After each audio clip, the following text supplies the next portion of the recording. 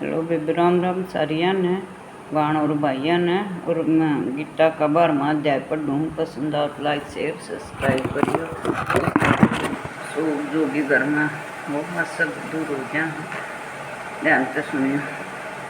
अर्जुन ने पूछा, इस प्रकार जो भगत सदैव योग युक्त होकर आपकी उपासना करते हैं, जो व्यक्ति परम ब्रह्मा को भजते हैं, उन दोनों में कौन सा श्रेष्ठ योगी है? श्री भगवान जी बोले, जो मेरे विषय में मन लगाकर श्रद्धापूर्वक मुझको भजते हैं वे उत्तम योगी हैं। परंतु जो इंद्रियों को संयम करके स्वतर श्रम दृष्टि देखने वाले सब प्राणियों के हित में लगे हुए अव्यक्त सर्वव्यापी अचिंतनीय निर्विकार अचल ध्रुव अक्षर का भजन करते हैं, वे भी मुझे प्राप्त होते हैं।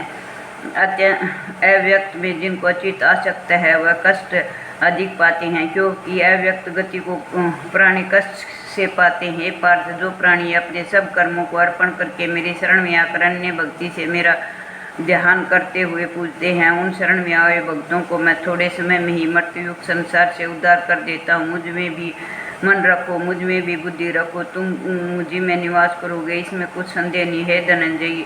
यदि इस प्रकार तुम मुझ में अपने चित्त को लगाने में समर्थ न हो तो अभ्यास योग द्वारा हमारे पाने के बारंबार यत्न करो। यदि अभ्यास भी न कर सको तो मेरे उद्देश्य से व्रत आदि भी करो। यदि मेरे लिए तुम कर्म करोगे तो तुम मुक्ति प्राप्त होगी।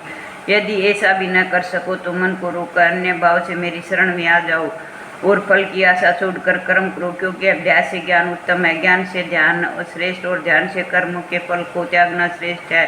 त्याग से शांति प्राप्त होती है, और जो किसी से द्वेष नहीं करता, सबका प्रिय, दयाधारी, ममता और अहंकार है, उस जिसमें नहीं है सुख दुख को, जो समान जानता है, समामान है, संतोषी है, स्थिर चित्त, इंद्रियों को वश में रखता है, दृढ़ निश्चयवान है, मुझ में अपना मन और बुद्धि को लगाए हुए, ऐसा मेरा भगत मुझको प्रिय है। जिसने न तो लोगों का भय है न लोगों से जो डरता है, ऐसा है जो हर्ष ईर्षा दुष्टों से भय से विषाद से रहित, और वह मेरा प्रिय है। जो कुछ मिले उसी में संतोष, पवित्र, निष्पाप, निष्पाप, दुख रहित, फल की आशा त्याग कर कर्म करने वाला, ऐसा जो मेरा भगत है मुझे प्रिय है। जो लाभ से प्रसन्न है, वो किसी से द्वेष न रखता हो, इष्ट पदार्थों के नष्ट होने से दुखी न हो, किसी वस्तु की इच्छा न करे, शुभ तथा अशुभ दोनों का त्यागी हो, वह भगत मेरा परम भगत है। प्रिय जिसको शत्रु मित्र मान अपमान सर्दी गर्मी सुख और दुख समान है, जो वासना से रहित, जो निंदा और स्तुति को समान जानता है, जितना जो मिले उसी में संतोषी है, जो यह नहीं समझता कि यह मेरा घर है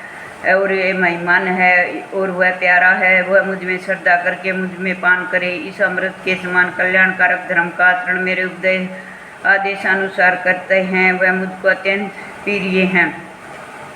भगवान जी बोले, हे लक्ष्मी, ये उसका महामंत्र है 12वां अध्याय का।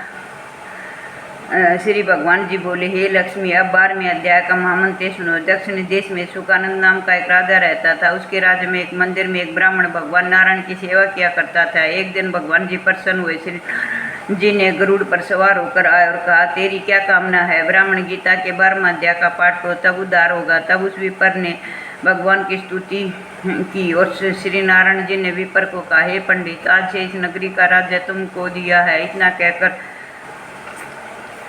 अंतर ध्यान हो गया। वह विपर घर को गया और देश के राजा के कोई संतान न थी। राजा ने उस विपर को बुलाया और विपर को राज्य देकर आप तप करने गया और वन में विरक्त होकर रहा। विपर राज्य करने लगा। श्री नारायण कहते हैं, हे लक्ष्मी, यह गीता जी के 12वें अध्याय का महामंत्र है, जो मैंने कहा तुमने सुना है। इसके पढ़ने से सुनने से परम गति परम मुक्ति प्राप्त होती है। ओम भगवते वासुदेवाय नमः, ओम भगवते वासुदेवाय नमः, ओम भगवते वासुदेवाय नमः, ओम भगवते वासुदेवाय।